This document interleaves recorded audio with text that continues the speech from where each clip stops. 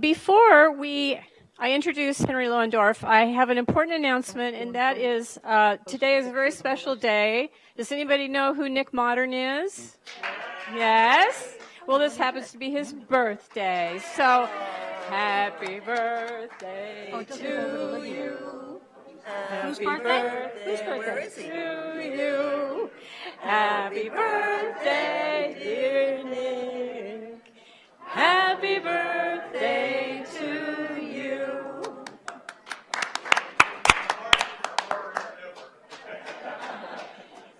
If you don't know who Nick is, you on the live stream, Nick Modern is the man who knows drones, and his website, knowdrone.org, is where you can find every bit of information about drones you'd ever want to know. All right, so our next moderator for the Middle East panel is Dr. Henry Lowendorf. And Henry co-chairs the Greater New Haven Peace Council. He's a member of the Executive Committee of the U.S. Peace Council and a representative to the World Peace Council. Henry is treasurer of the USPC Peace Education Fund. He is the co-founder of the New Haven chapter of Jewish Voice for Peace. In 2017, just last year, Henry gave presentations on U.S. military bases at Guantanamo, Cuba, Bridgetown, Barbados, and Hanoi, Vietnam. And Henry co-led the U.S. Peace Council's Peace and Fact-Finding Delegation to Syria in July 2016. Please welcome Dr. Henry Lowendorf.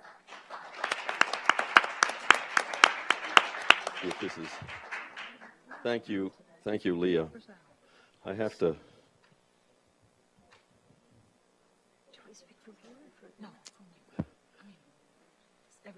get my notes up because I didn't have time to write on a piece of paper. Welcome to the Middle East panel. I'm going to make a few comments and then we'll move on. Something Ajamu Baraka said yesterday struck me as worth considering and reconsidering. Whatever differences we have in understanding what conflicts are in some foreign country, however we feel about the leaders of that country, good, bad, or mixed, the peace movement should be united in opposing violent regime change initiated by the United States and its allies. Yeah. And not only should we be united, but we should vigorously resist these overthrows. There are actually many people all over our country who agree with us beyond the peace movement. They just don't know it until we talk to them and connect the dots. We do this every week in New Haven, Connecticut. We find a lot of support for what we're saying. We connect the dots between war and the fact that New Haven has a population, 20% of which does not have food on any given day of the month. And in the poorest neighborhoods, Latinx, 50% don't have food. We make the connection between how much money is spent on war and the fact that people are going hungry in one of the richest states, in the richest country the world has ever known. What we must all recognize is the U.S. does not bring democracy to any country. To the contrary, it destroys democracies. It promotes and defends dictatorships. That is imperialist policy. And of course, the elites that run the U.S. are also intent on destroying and preventing democracy in our own country. We see that every day. When protesters anywhere, here or abroad, call for U.S. military intervention, we can conclude that they are not interested in bringing democracy. Also, when we protest to stop the wars abroad, we will make more friends by calling to stop the wars at home at the same time. What is taking place in the Middle East is a depressing example of U.S. imperialism. Flames and blood everywhere. In order for the oil companies to burn more oil, they have set the Middle East on fire. This is a moral outrage. The resistance of millions of our brothers and sisters in the Middle East to imperialism by the United States and its allies is something that not only encourages us, it should encourage us that people under such circumstances resist, but deserves our solidarity, our full solidarity.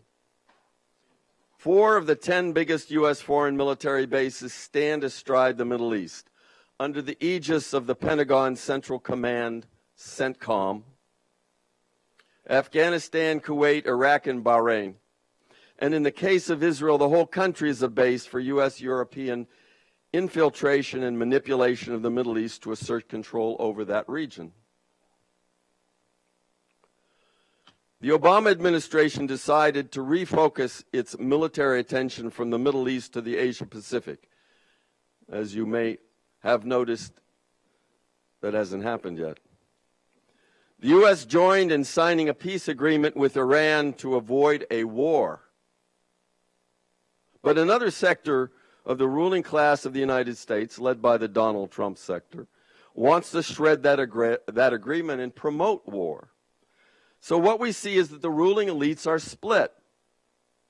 Not split on promoting imperialism, they're unified there, but on how to carry it out, as David Vine proposed regarding seeking allies to close foreign military bases.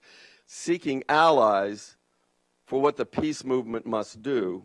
Let us take advantage of that split. Let us take advantage of that split. And those are my remarks. So I want to say that I regret to tell you that Matthew Ho, who was one of our panelists today, is sick. He is not able to come, and we will miss his trenchant remarks on how the U.S. military tactics are changing. I hope he will make his notes available. We wish him a speedy recovery. But you may have noticed that he's not sitting there, and that's Medea Benjamin, for those people who are blind, deaf, dumb. We want to thank Medea for, at the very, very last minute, for pinch hitting to join this panel. Medea, as you know, is co-founder of CODEPINK and Global Exchange. We know her well because she sticks her neck out and she speaks bravely and she understands how to annoy those in power. It's something that we all need to learn more of. She led a delegation that I took. It was my third delegation to Cuba last May. And it was very exciting and interesting. And as people have said, we heard, go to Okinawa, go to South Korea, go to Cuba, find out on your own what's going on. So thank you, Medea. This is open to you.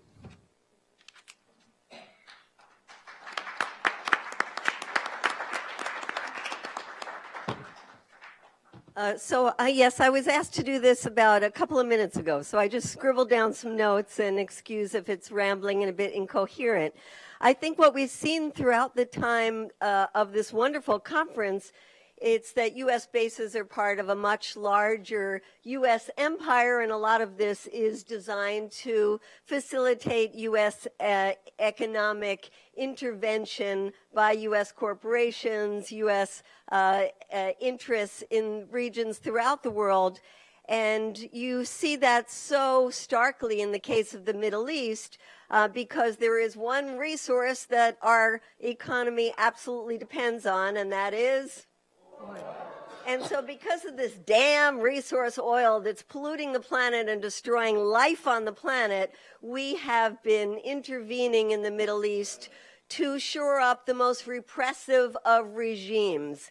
And let's start out just by looking at Saudi Arabia, which after the founding of this repressive regime based on this perversion of Islam called Wahhabism, the discovery of oil in the 1930s made U.S. governments ever since then, whether they were Democrat or Republican, say, we want to protect that regime of the Saudi kingdom and make sure it is not overthrown by its own people or or by anybody else from the outside. So if there's any doubt whether this is a partisan issue, just look at Saudi Arabia and how much Democrat, Republican, no matter who was in the White House or who controlled the Congress, they held up Saudi Arabia as the great ally of the United States. Absolutely disgusting.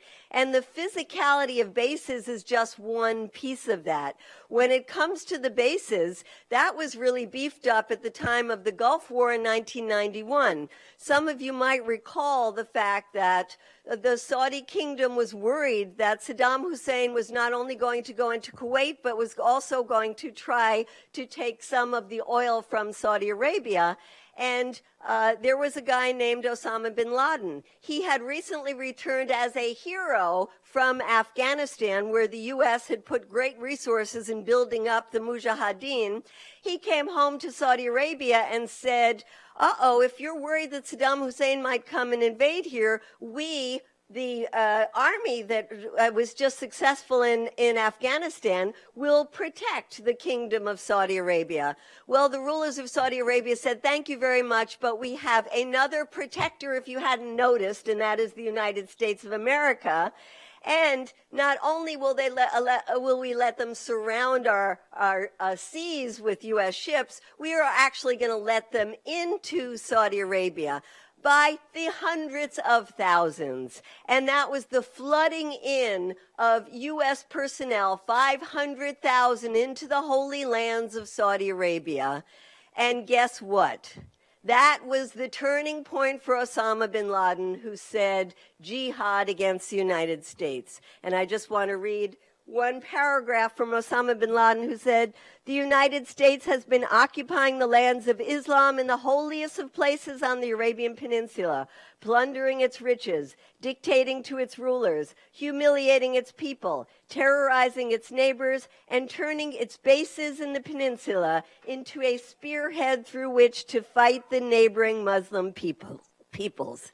That was written by Osama bin Laden 2 years before the 9/11 attacks. So we can certainly trace the presence of U.S. Personnel and the existence of U.S. military bases to so much of the disaster that has since unfolded in the Middle East, thanks to the U.S. invasion of Iraq, of Afghanistan, and on and on. When we look at Saudi Arabia today and the U.S. alliance, it was certainly a very strong alliance under Obama, who bragged about $100 billion worth of weapon sales to Saudi Arabia, making it by far the #1 purchaser of U.S. weapons. But then came Trump, who said, I can trump that, and went to Saudi Arabia and said, you said $100 billion, I'm going to go for $110 billion. A lot of this was weapons deals that had already been negotiated, but he was happy to say, look what I managed to do to this disgusting regime of Saudi Arabia that is not only repressing its own people, not only is it putting down democratic uprising in neighboring countries, like in the case of Bahrain, something that is never talked about in the United States. I happened to go with a friend right here.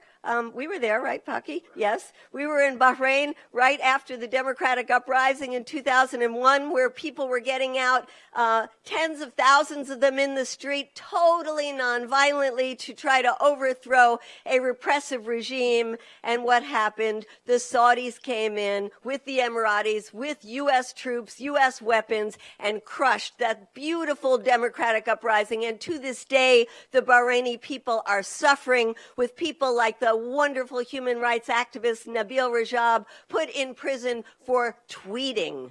This is the regime that the U.S. is supporting. And the regime is supporting it also because the Navy has its 5th Fleet in Bahrain. And so we have to protect this repressive government because the Saudis want us to protect it, and because we have our own Navy presence in that country.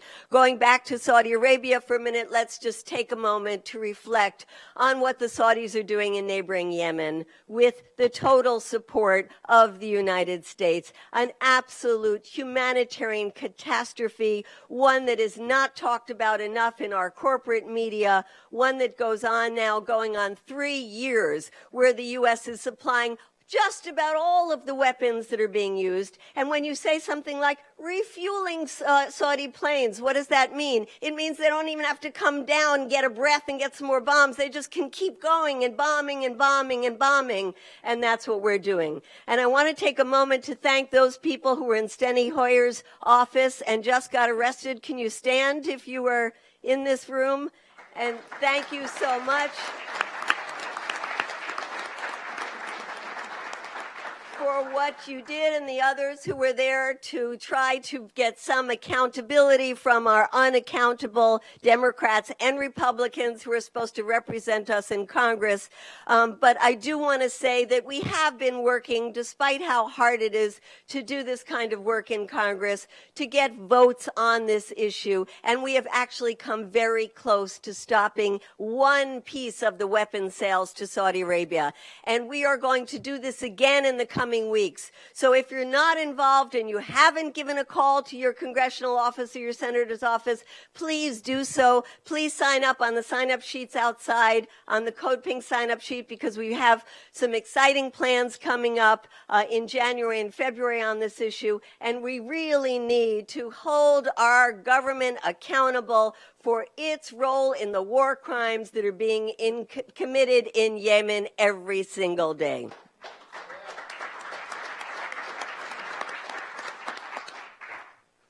You might know that the largest U.S. base that exists in the Middle East is in what country? Qatar.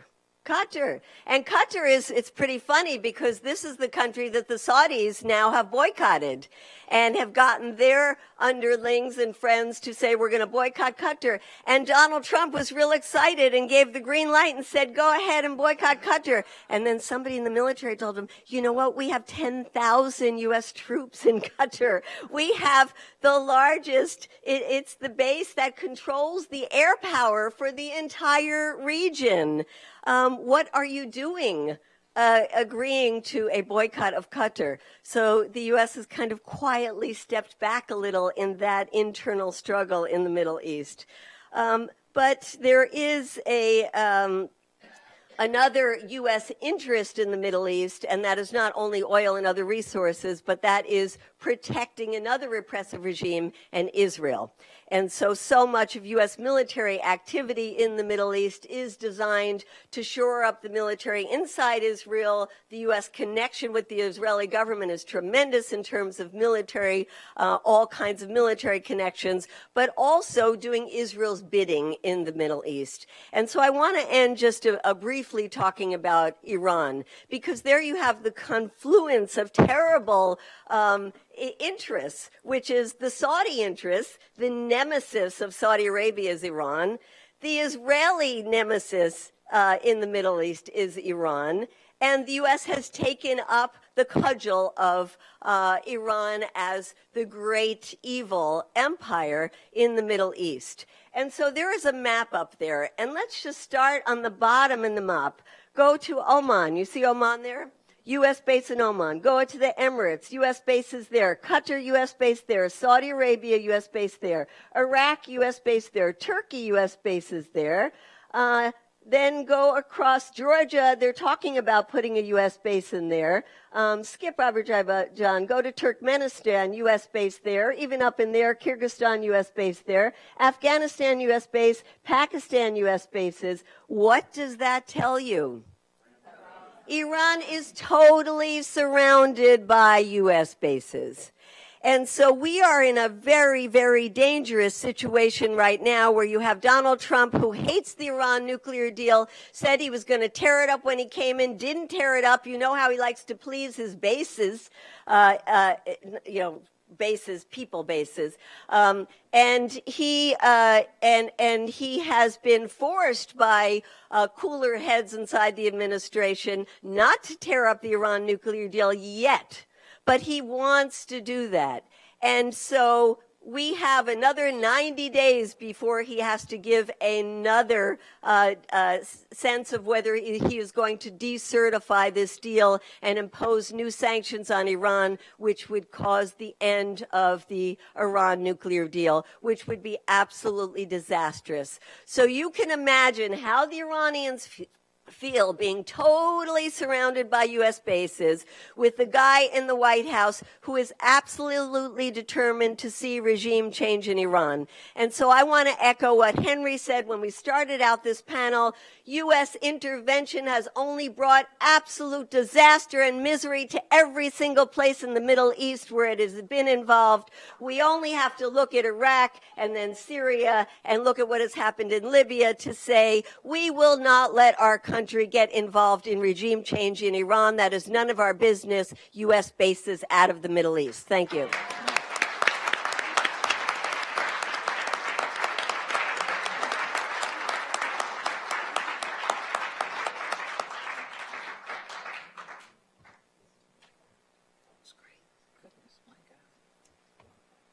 I almost forgot that I have a role here. Sara Flounders has been active in progressive and anti-organizing since the 1960s. She has spent time in war zones and has experienced the misery of war. She is co-director of the International Action Center and a coordinator of United National Anti-War Coalition. She's an author and co-authored 10 books on U.S. wars, sanctions, and expanding bases, on opposing military recruiters, and on the U.S. use of depleted, radioactive, heavy metal uranium weapons. Sara Flounders.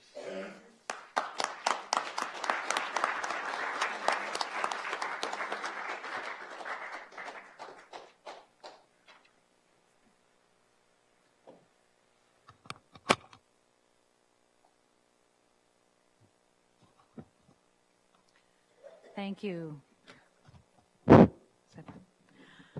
I want to thank the No Foreign Bases Coalition for organizing this weekend, and we have heard a series of really powerful panels, a great deal of information. U.S. imperialism is today a wounded predator in the Middle East. The endless wars are both enormously profitable for corporate power and they're unwinnable. Now, this weekend is Martin Luther King Day weekend, and it was 50 years ago that Martin Luther King warned that the greatest purveyor of violence in the world today is my own country. And it's an important time to remember that purveyor of violence has grown astronomically. Racist violence, violence against Muslims, migrants, LGBTQ people, an unprecedented level of violence globally. And the wars and violence come home to every community of color. The largest number of bases is very connected to the largest prison population on the globe. We want to talk about linking police occupation and brutal cuts. And that violence reached new dregs of racism with Trump's disgusting words yesterday. I want to salute a demonstration here that happened in Baltimore today. Heat the schools, fire the police. Isn't that something? And that links two forms of violence. Now, I'm supposed to focus, though, on U.S. foreign bases in the Middle East, so let me jump to that, because I have seen violence and devastation of U.S. wars firsthand again and again, and cities in smoking ruins, and again into schools and the hospitals that are the key targets. Why is that? It's not an accident. It's intentional. But let me start with talking about the largest U.S. base in the Middle East and the oldest. Israel. General Alexander Haig said, Israel is the largest American aircraft carrier in the world that cannot be sunk, does not carry even one American soldier, and is located in a critical region for American national security. And that's how the U.S. views Israel, largest recipient of U.S. funds. This year, the Israeli Prime Minister, Netanyahu, reminded us of that very thing once again. He said, we're here on a mighty aircraft carrier. He was standing on the deck of U.S. aircraft carrier. And a few miles from here, there's another mighty aircraft carrier. It's called the State of Israel. They both see it that way. And that's why the U.S., despite years of promising peace talks with the Palestinians, the last thing they want is peace in this region that is so vital to U.S. capitalism. Isn't that the truth?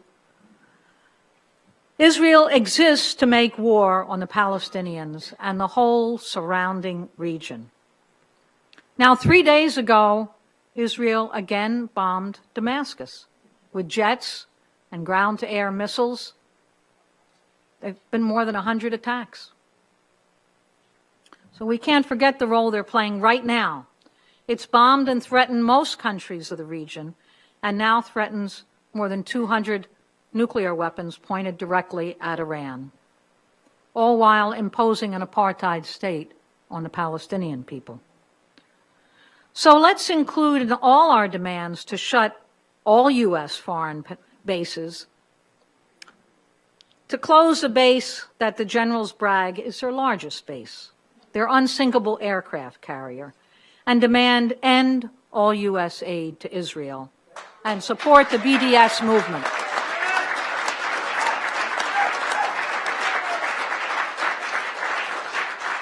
Now, until the 1979 Iranian Revolution, the other U.S. anchor or pillar in the region, holding the whole resource-rich region together under U.S. domination, was Iran. And the Iranian Revolution, along with breaking with the U.S., pushing them out entirely, nationalized the oil and gas and changed fundamentally the balance in the region. Since 1979, we've seen constant U.S. efforts through harsh economic sanctions, assassinations, sabotage, to overturn the Iranian Revolution. And it was a Carter doctrine.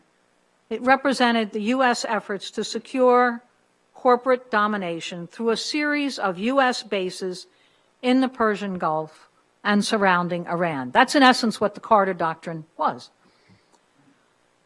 The war in Afghanistan on Iran's border in 1979 used the fanatical forms of reaction organized through Saudi Arabia to attempt to curb the influence of the Iranian Revolution. The enormous number of U.S. bases in the Middle East to Central Asia, Iraq to Afghanistan to the Persian Gulf also, though, exposes in the starkest manner the limits of U.S. power and its failure, and yet its massive destructive capacity. There's no area of the globe that's so riddled with U.S. military bases. Now, this conference raised 800 U.S. military bases in 80 countries today. At the height of the U.S. military presence in Iraq and Afghanistan, there were 2,000 bases in those two countries alone. It could not secure, even all those bases, U.S. power or dominance in the region. That's important.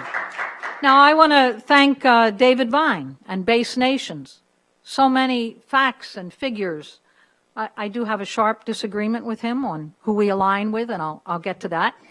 But he, also Nick Turse, are somewhat expert in counting U.S. bases. They say that 1,500 bases in Afghanistan at the height of the U.S. military role, including logistical, administrative, support facilities, mega bases, forward operating bases, combat outposts, the poorest country in the world, the least developed, highest rate of illiteracy, maternal health care, life expectancy, overrun with U.S. bases. Longest war in U.S. history. More than 1 million U.S. soldiers have cycled through tours of duty. And yet, not one of these U.S. bases today is safe, whether it's a forward command post or the central command headquarters, and the war is at a stalemate. In Iraq, the largest U.S. base, Camp Victory, had a 27-mile perimeter, housed 40,000 U.S. military personnel, 20,000 contractors, had a reverse osmosis water plant, ice plant, stadium-sized chow halls, laundromat with 3,000 machines, and so on. But Camp Victory and more than 500 bases in Iraq, from mega bases to small outposts to miles of blast walls, barbed wire, drones, surveillance cameras, it was not large enough to ensure U.S. victory in Iraq. So we want to keep this in mind, that the costs are stretching past $2 trillion in long-term costs of these wars, could end world hunger so many times over and underdevelopment. That is the waste, that's the crime. Now let's look at Syria. Last 7 years of war, 2 administrations, Obama and Trump, Democrat and Republican, an all-out effort to overturn the government in Syria, and it failed. It failed. This will have a global impact. The U.S. brought in 19 allies to participate in the bombing of Syria, and this 7-year criminal effort to pull down the government of Syria caused enormous destruction, a third of the population displaced. But it utterly failed in terms of regime change. And Syria, in all its rich diversity, has survived. Today, in Syria, Lebanon, and Iraq, ISIS has been militarily and politically defeated at enormous cost and in coordination with Russian and Iranian and Hezbollah assistance. They were invited in by the Syrian government. That's a big distinction. And they each knew, if U.S. plans prevailed, that they were on the hit list. U.S. NATO military bombers came in uninvited, and they targeted the civilian Syrian infrastructure. Now, U.S. and Saudi-backed extremists failed, and these mercenaries and the religious extremists that have been the U.S. weapon of choice since the 1980s, that has failed. For the first time in almost 40 years, the borders between Iran and Iraq are now open. The borders between Iraq and Syria, between Iraq, Syria, and Jordan, between Syria and Lebanon are open. The U.S. strategy was to break this and close this all up. It's a political accomplishment by countries that have many differences. The U.S. strategy was to use its enormous firepower to both destroy infrastructure, including the schools and hospitals and sewage plants and irrigation, electric grid, nationalized industry. That's just the first step. All this firepower was used to enforce political and social divisions, to divide, to dislocate, and recolonize the entire region. It was consciously to divide Christian against Muslim, Sunni against Shia Muslim, Arab against Kurd, against Persian, build an alliance with the most corrupt and reactionary forces. What was the role of U.S. trainers and advisors? To arm one sectarian group against another. It was a constant push for separatist sectarian agendas. It cut through the whole mosaic of culture of the region. Every U.S. peace solution was to build a dependent, walled-off mini-state. And the corporate propaganda here was to say that the United States is the only force that can mediate this endless ethnic hatred that divides the region. Isn't that what we've been told now? 3 and 4 decades. Let me just say a word on sanctions, because U.S. corporate power used sanctions and blockades in Iraq and Iran and Syria and Libya and Sudan and Yemen and on, to economically cut all trade and economic relations that have been developed over hundreds of years. Divide the whole region with checkpoints and inspections and blockades and cut border crossings, and destroy all forms of economic exchange. Shut down all commercial and social life. Now, of course, the billions promised by the U.S. for reconstruction of the area have never happened. Never happened in Vietnam, or in Iraq, in former Yugoslavia, in Afghanistan, or Sudan. We could go on. Just look at the ruin and the slave markets in Libya today and recall those lofty U.S. NATO promises of how they would rebuild Libya. Never happens. But the countries who have at least retained an ounce of sovereignty are no longer forced to deal only with the IMF or the World Bank and accept their onerous conditions. The world is changing. China, Russia, Iran have all pledged extensive aid in the reconstruction of Syria and Iraq. And the aid comes with less strings, not with extensive demands to privatize. There's more possibilities of linking together. There's new alliances that are shaping the world today, and this is deeply threatening to U.S. corporate domination, whether it's the pivot to Asia, which means focusing on China, or the desperate effort to hold on to the Middle East. Their economic weight is slipping. However, the U.S. empire is determined to use its massive military presence to stay. Secretary of Defense Mattis and General Vodal, commander of CENTCOM, have both made clear they plan to stay in Syria, uninvited, saying, well, what we don't want to do is leave a mess. Now, really, what the U.S. military command hungers to do is create a far bigger mess in Iran. That's what they want. And that's the reason that sanctions on Iran continue despite signed international agreements. It's a reason that Iran is ringed with U.S. bases. But if the U.S. military failed in Iraq and in Syria and is at a 17-year stalemate in Afghanistan, the poorest country, is there any expectation of prevailing in Iran? But this is the madness of U.S. military command that is driven by profit and super profit. And this is what war is all about. There's no rational solution or explanation for militarism. This is the way capitalism functions. So whether we're talking about the U.S. Fifth Fleet in Bahrain or the giant U.S. air base in Qatar or big installations in the United Arab Emirates or Oman, or plans for a grandiose new series of hubs and spokes on a global scale. There's U.S. bases in every country in the region except Iran and Yemen. That explains a lot.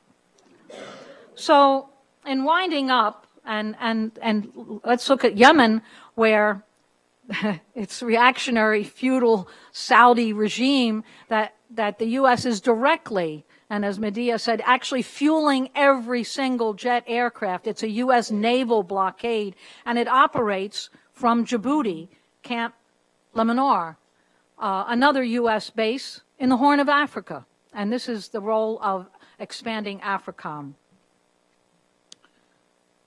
There's new records on special ops this year, 149 countries, 3/4 of the population of the world. There have been U.S. special ops this year under Trump. Of course, it was 138 countries under Obama. So the No Foreign Bases Coalition provides an opportunity to again confront this criminal policy. It's robbing poor and working people here of trillions of dollars.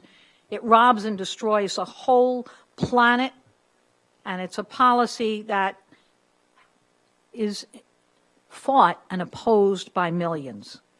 So in a new coalition, who we block with and who we take sides with can take us in two different directions. And that's what I want to focus, hopefully, some of our discussion today and tomorrow on the way forward, on which allies. Now, David Vine earlier today provided an enormous number of facts and figures on the size and the scale.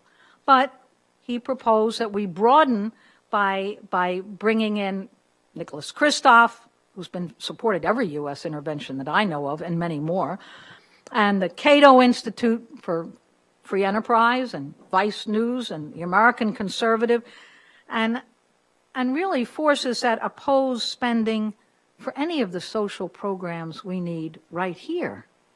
So we have to think which way we go. We want, it would seem, and so many of the folks here who have fought and organized, that money to be spent on schools and health care and daycare. We need a positive message.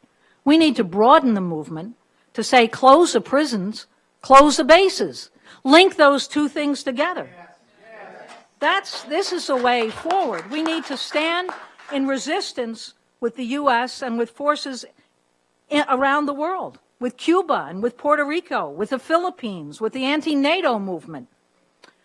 And also with those who are in the streets here in the hundreds of thousands and millions. I'm talking about the Black Lives Matter, the forces that say fight white supremacy, that turn out and shut down the airport in support of the immigrants across the country, the women who come out across the country. This is how we build a different kind of movement. So let's look forward to what we can do. Let's take very seriously the Cuban proposal to be on the streets on February 23rd, first step. And let's seize this moment to say, close the bases, close the prisons, end the occupations, here and abroad. We need jobs.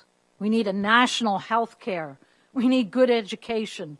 We need new infrastructure, a healthy environment, not racism and endless war.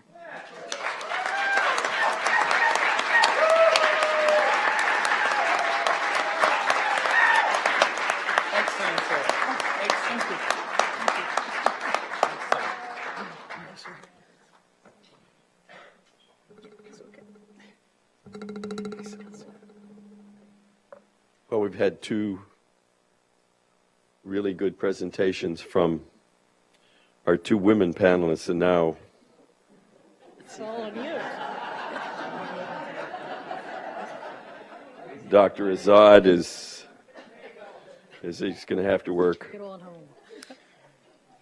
Bahman Azad is a member of the Executive Committee and the Organizational Secretary of the U.S. Peace Council, an NGO representative of the World Peace Council and at the United Nations. He's a member of the Coordinating Committee of the Coalition Against U.S. Foreign Military Bases, and as was pointed out, the keystone of this conference. I think that we owe him a great debt of gratitude.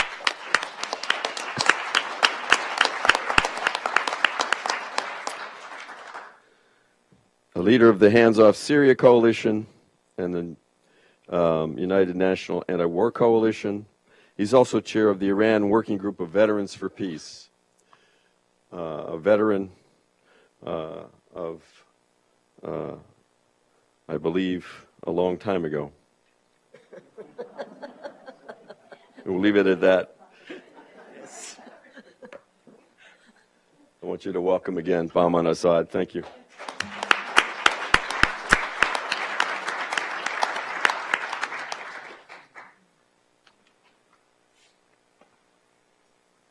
Thank you very much. Thank you, Henry.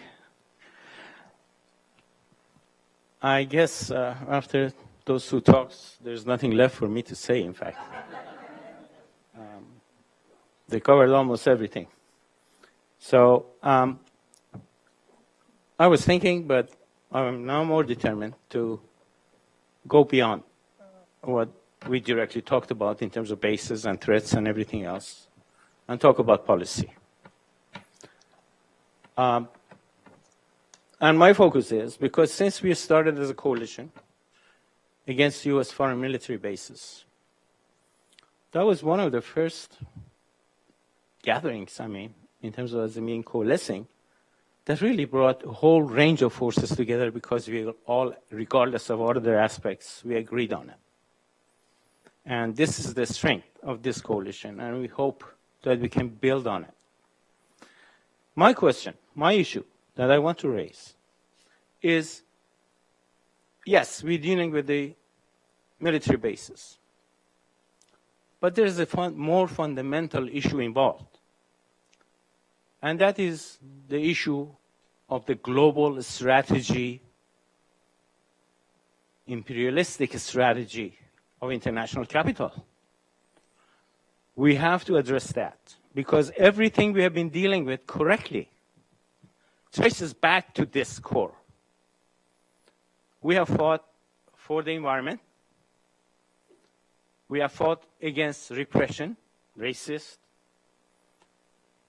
nationalist, ethnic. We have fought against dictators, right? All of them correctly, necessary. But if we do not go beyond that and see that the root cause of all of them goes back to this core element, we have not achieved a level that would guarantee us victory. And this is what I want to emphasize here. Imperialism, imperialist capitalism, is responsible for the environmental disaster, is responsible for the Patriot Act at the same time, right?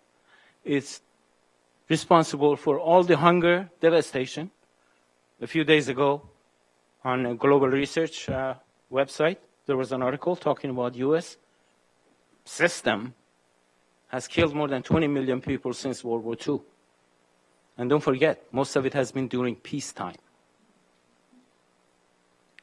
It is the system that's doing it. And it has nothing to do with George Bush or Obama as a person or Trump today. It has to do with the system, and we have to address that issue.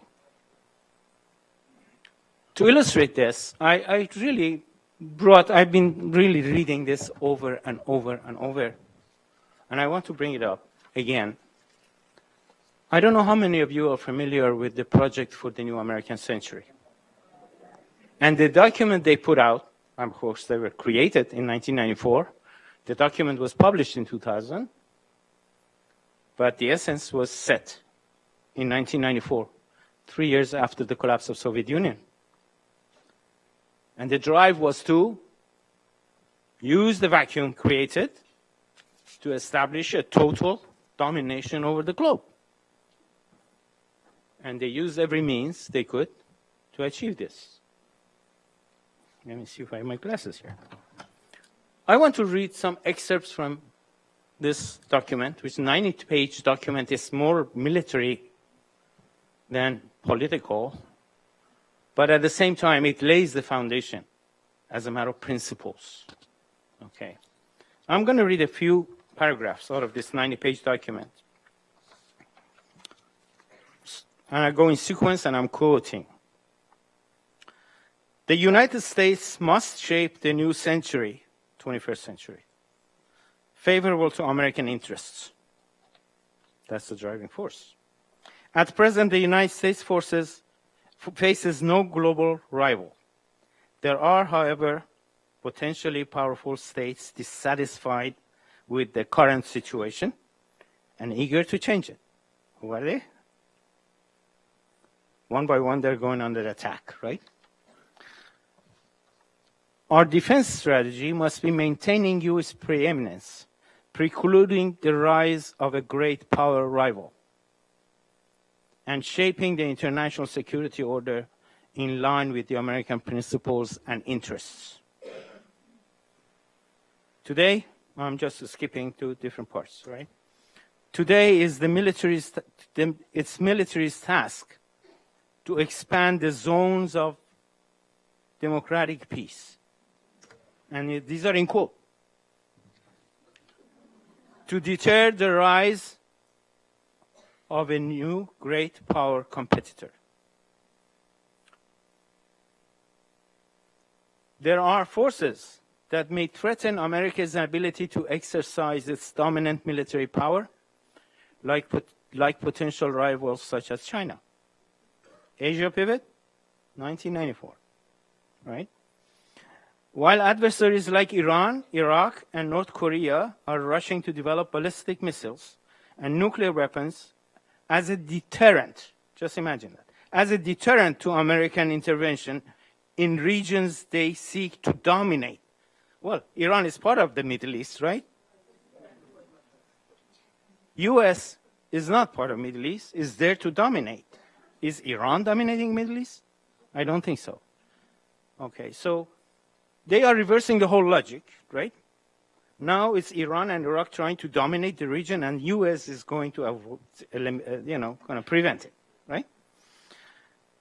If an American peace is to be maintained and expanded, it must have a secure foundation on unquestioned U.S. military preeminence. Further, these constabulary missions demand American political leadership rather than the United Nations. So the policy is to bypass United Nations and take charge unilaterally, which George Bush did, right? When their missiles are tipped with warheads, even weak regional powers have a credible deterrent again, regardless of the balance of conventional forces. A number of regimes deeply hostile to America, not to the United States foreign policy, America. Huh? Subterfuge. Countries like North Korea, Iraq, Iran, Libya, and Syria. Right? Go through the order. Pose a grave challenge to the American peace and military power. The ability to control this emerging threat through traditional non-proliferation treaties is limited. Oh, they don't believe in non-proliferation either. America and its allies have become the primary objects of deterrence, and it is states like Iraq, Iran, North Korea who most wish to develop deterrent capabilities. We cannot allow North Korea, Iran, Iraq, or similar states to undermine American leadership. This is the essence of global policy. Okay, so when we fight at this level against Afghanistan war, next Iraq war, next Libya, next Syria, if we miss the point, the linkage between all of them and the driving force of all, we're going to be fighting for peace piecemeal, right? We have to go to the core of it. That's the only way we can solve the problem. On the basis of that, I want to add, yes, we are fighting for closure of military bases. But at the same time, if we stay at that level, we're going to be missing the boat. Military bases are tools of the same policy. The same way that drones are, the same way that spy satellites are, naval fleets are, right? Bombers are. These are tools. Yes, it's good to fight against these tools, definitely, right? But not to stop at that level and not see the core element that we have to fight against. So what brings us together is that core element, whether we are environmentalists, whether we are for civil rights, whether we are for peace. And if we address that, all of us will be working in unison, dealing with the same kind of issues at the root cause. Okay. Given that, there's another aspect, I want to bring it to the Middle East. There's another aspect to U.S. policy. Of course, it was mentioned, clearly, oil. But there's a misconception involved here. People think that the U.S. wants the oil for its own consumption. Right? So the solution is, okay, drive electric cars, use LED lights, use solar panels, and we won't need oil. Right? To go to war for. That's not true. U.S. is not after oil in the Middle East, which is not main source for the United States, for its own domestic consumption. The main concept of domination of the oil fields, control of the oil fields, is controlling the supply for rivals. That is the reason why they want to have the military, U.S. military, sitting on top of all oil fields to be able to have a chokehold on China, on Brazil, on India, any emerging power, right, on the basis of this stopping emerging powers, right? So that is the essence of it. One thing is also I want to bring up, because I want to go to this. this has to do with oil.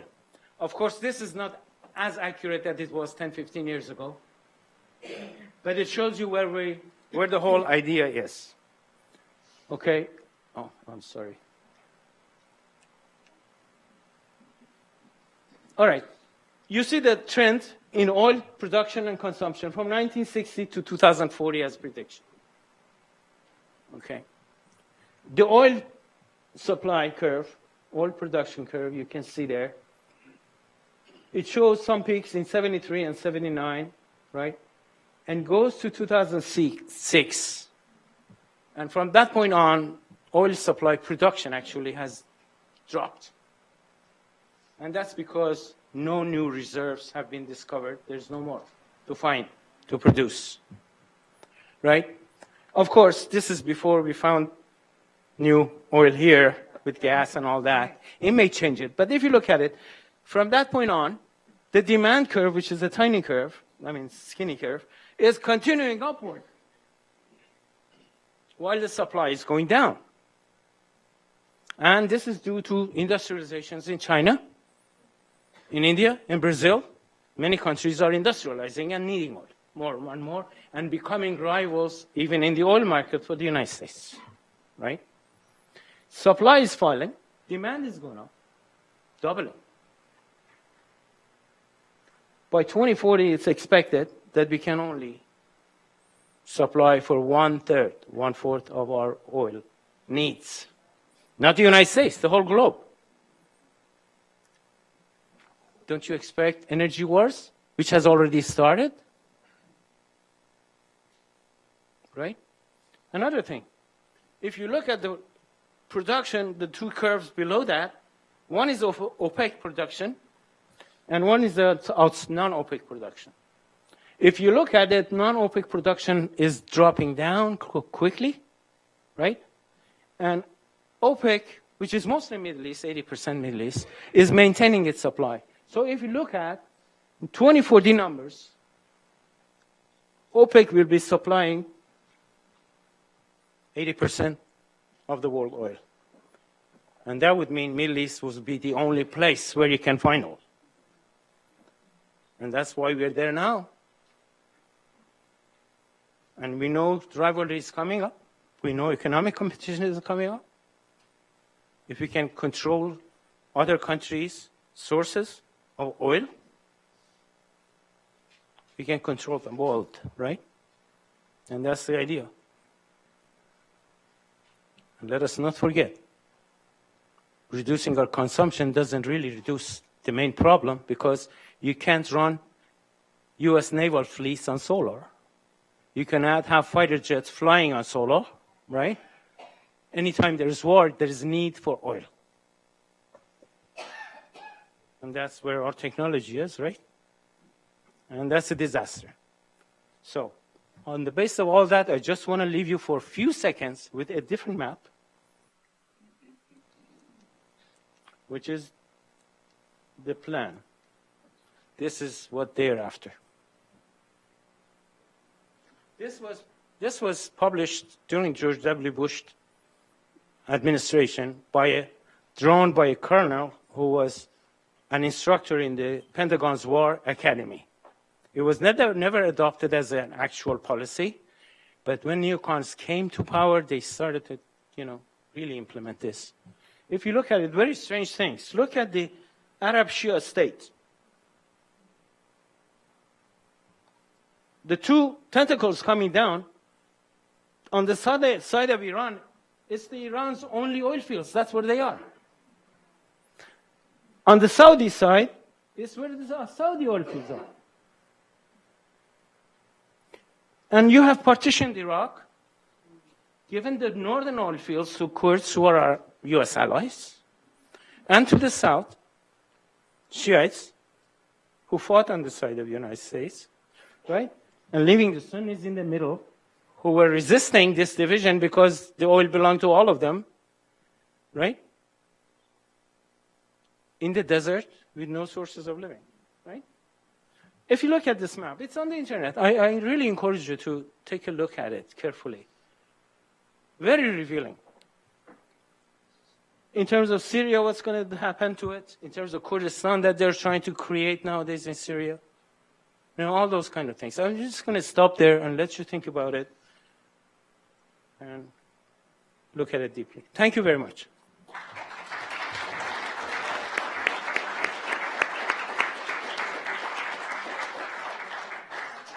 We don't have heard any type of questions. Okay, so maybe 10 minutes total. That's all we Okay. do. Okay. Well, we do what we do. Okay, you call on people, and I can ask for you to call on a couple of women first. Instead of That's a good idea. Okay, all right. Okay.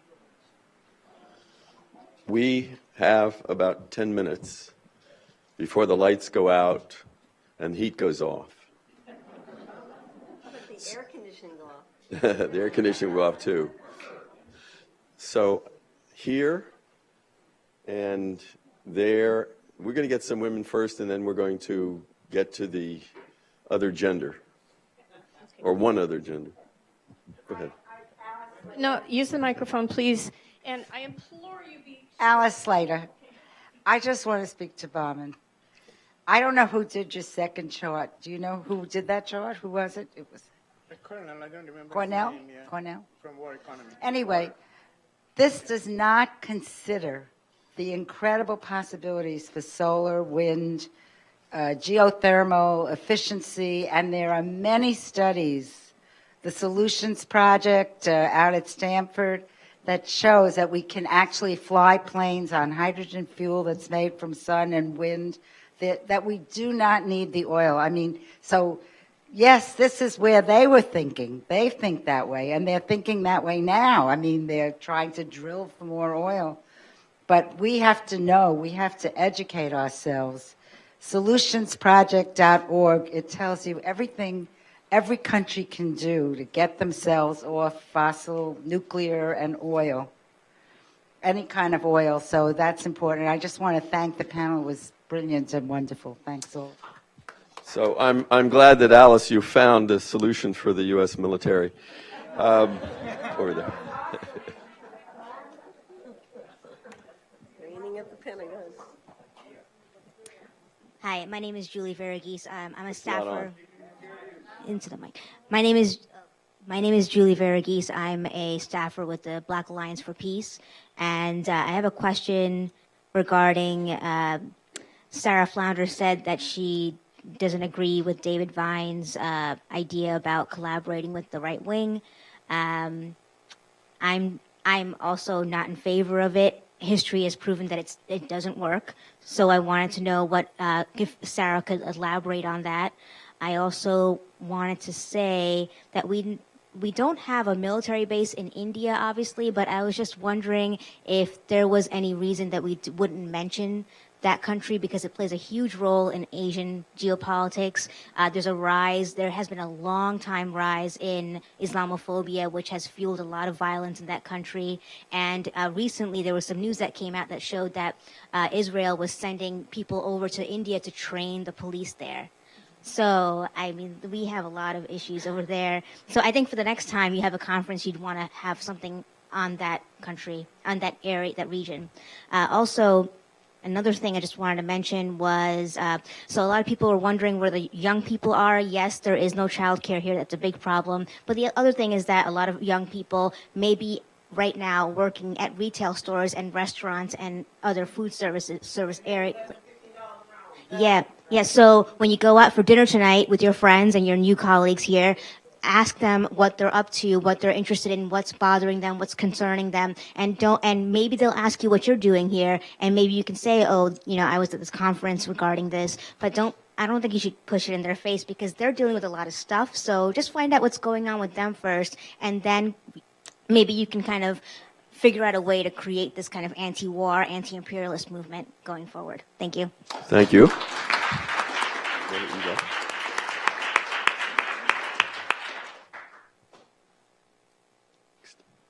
And I've got one quick question for, I believe it was Mr. Azad. Okay. When you were quoting from that, one of the things you said, it was based on American principles and interest. I wonder how beneficial it would be if we are going to talk with those conservatives that really think what's going on is great. If we are to actually make some headway with them, how beneficial would it be to actually ask them what American principles are they specifically talking about? Because the word games that are played are, I think, one of the problems. If they were actually to talk about American principles, the principles this country was founded on, the ones that I think bring most of us here to these kinds of conferences, it may actually open up a dialogue because they're not going to even know what American principles are. The gentleman in the back with the black shirt. I'm just working to get Leah's blood running. That's all. Will Van Natta. I'm with the Golden Rule Project. I really am glad that Sara brought up the issue of borders. I want to back up a little bit and say that one of the previous panelists on the previous panel, one of them said about how, these people in other countries, they don't hate Americans, they just hate our policies. Well, I'm not so sure. I think we should take another look at that. But that being said, when I've heard people in the Mideast who are, fighting supposedly against the U.S. talk about why they're fighting, many of them will say, well, we don't believe in Sykes-Picot, and we don't believe in the Durand Line. So when you were addressing the border issue, what I'm thinking in terms of it, is there any opening for when we do the people-to-people exchanges in those regions where we go and we say, hey, look, we understand that you've been trading across these European-imposed borders, and that's being blocked, and that is really the policy that is disrupting the average life of the average person in that region. So if we could address a little bit more about that. Thanks a lot for bringing up the border part. That was fantastic. Yeah, go ahead.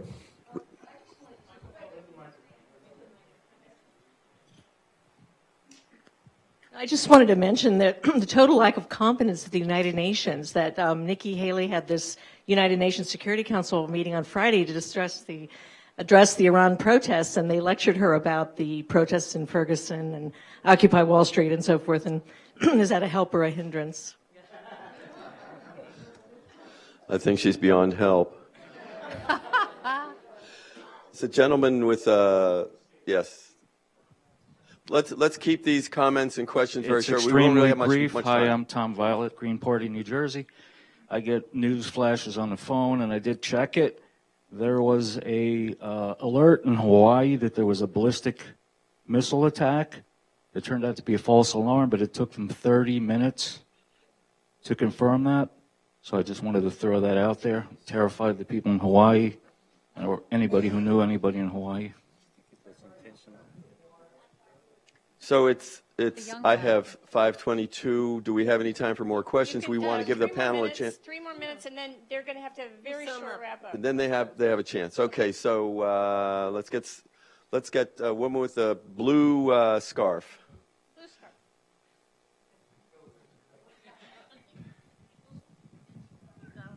Hi, I'm Mae Robinson with the Maryland Communist Party. I'm just concerned about the latest tax laws in the United States and how is that going to be affecting the funding of military bases when we don't have money for anything else. Do you think we could use those tax things as a chance to cut back on the bases? Or do you think there'll be somehow the military will get what they want? And also I'm concerned because these contractors who are providing the military are not going to be paying taxes off the profits, so we'll get nothing from it, the ordinary American people. So that's what Steve, here with the purple sweater.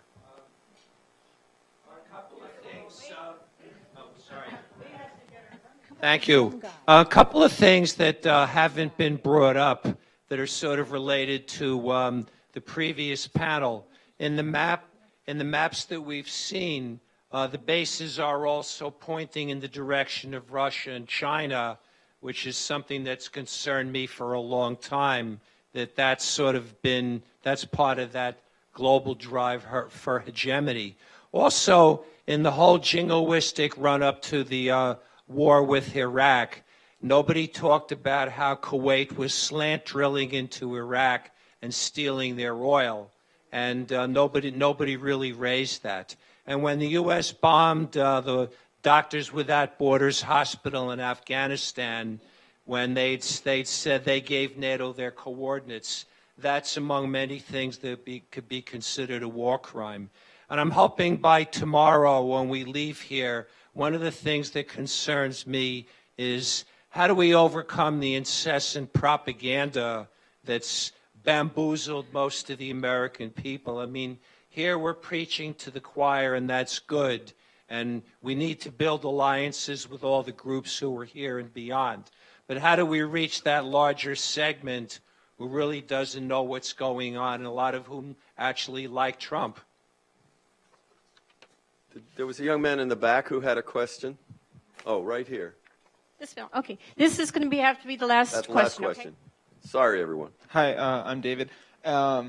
Sarah earlier mentioned a demonstration here in Baltimore today, and I just want to say I was at that demonstration with the People's Power Assembly where about 100 people marched from McKeldin Square downtown to the police station to say heat the schools and fire the police. And I think that what Sarah was saying about linking up the movement here for, against police brutality, against racism, and the movement to close foreign military bases is like the absolute essential way that we're going to actually get victory in this campaign. So, thank you. Okay. So very quickly wrap up, and then I'm going to call someone up.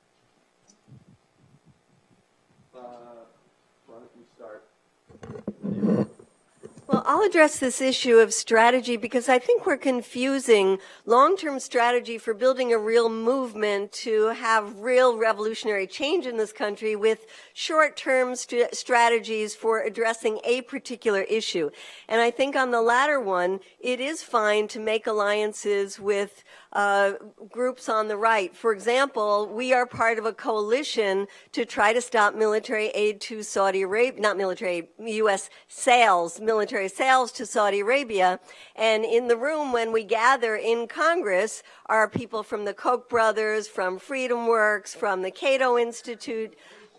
They are interested in stopping those military sales. They are the only ones, not us, who might reach some Republican senators who we need if we're going to cut off these sales. So we need their influence for this short-term campaign to cut off those sales. Is that the kind of coalition we want to make the real changes that we've been talking about here? No. Obviously, that's something very different where we have interests that are in common on a whole range of issues. And I want to say on that front, I think we are making some headway. When I look at the Movement for Black Lives platform and see in there they're calling Palestine a genocide and also calling for cutting the Pentagon budget in half, you say that is the total alliance and the kind of platform that brings in the issues that we've been talking about here. When you look at the Poor People's Campaign and you see not number 10, but number 2 is transform from a peace economy to a war economy. The other way around. Sorry. The war economy to the peace economy. That's very exciting, and that's a campaign that's going to launch on Mother's Day and is going to be, I think, something that's going to get a lot of people involved in a kind of transformative type campaign. So those are the alliances we really need to foster for the real changes we want to see.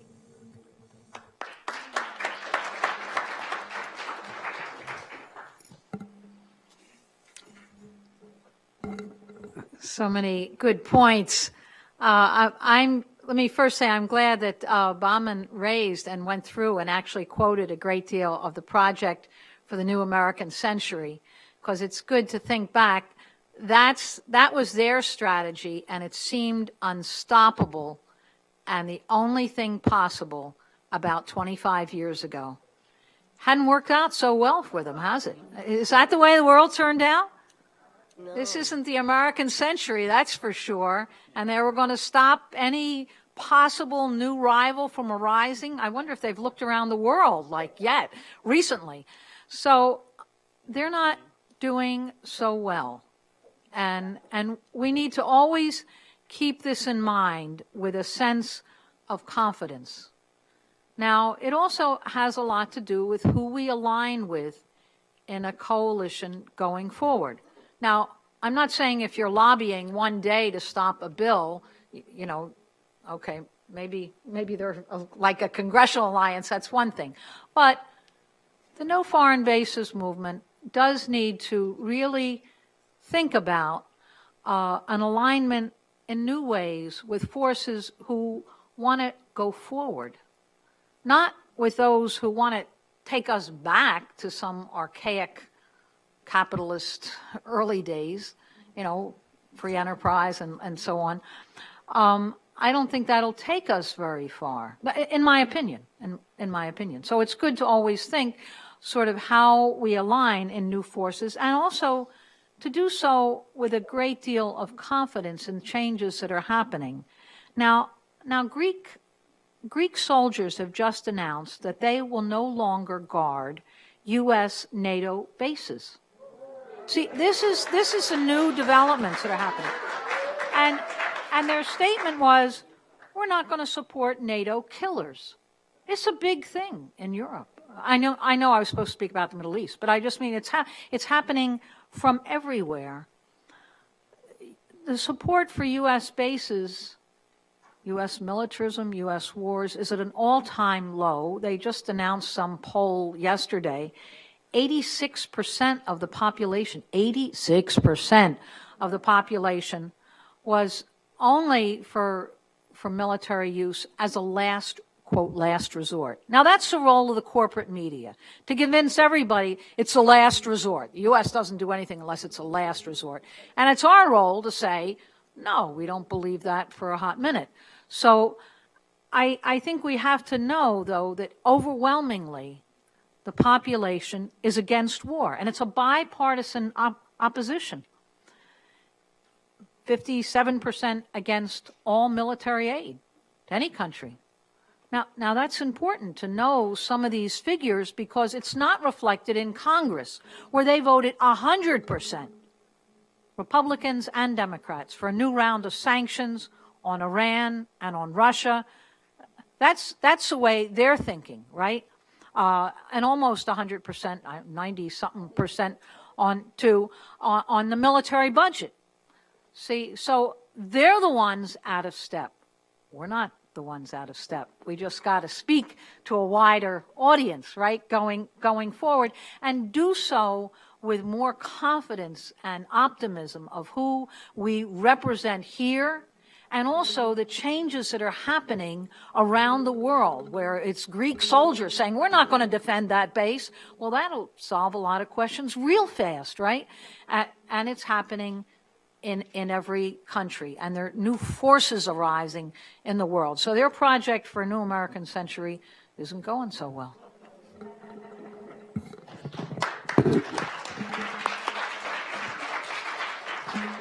Since two questions were addressed to me, I will answer one. Alice is, please do not misunderstand. I'm not saying that we should not support these projects. What I'm trying to talk about is the time lag between the shortage and the time we come up with the new technology. That is a dangerous period. Okay, during that time, we will not have solar airplane carriers, right? So, and besides, only probably the richest country can do that, even if they do it. But if you go into war with others, they may not be able to afford it, okay? So wars, so far as we know, with the given level of our technology, require oil. And that is what is going on. And the war itself creates environmental problem and all other those things that we have to deal with. So I was talking about this time lag between the time that we are running short, and we are running short. If you look at the curve, it's going down since 2006, and the demand is hugely growing, and there's going to be wars going on. It started in the Middle East with George Bush, and this has been going on. Secondly, with regard to American interests that you asked me, there are some generic terms that we use for different purposes. Each person attaches a different meaning to it. There's no such thing as universal American interest, right? There's American people's interest and there is American corporate interest. And the two are not the same, although both sides use the same generic term, right? So what they are talking about here is not people's interests. They are talking about the corporate interests. But they're disguising it and presenting it as if it is everybody's interest, right? So we should not be misled by that. That's what they're saying.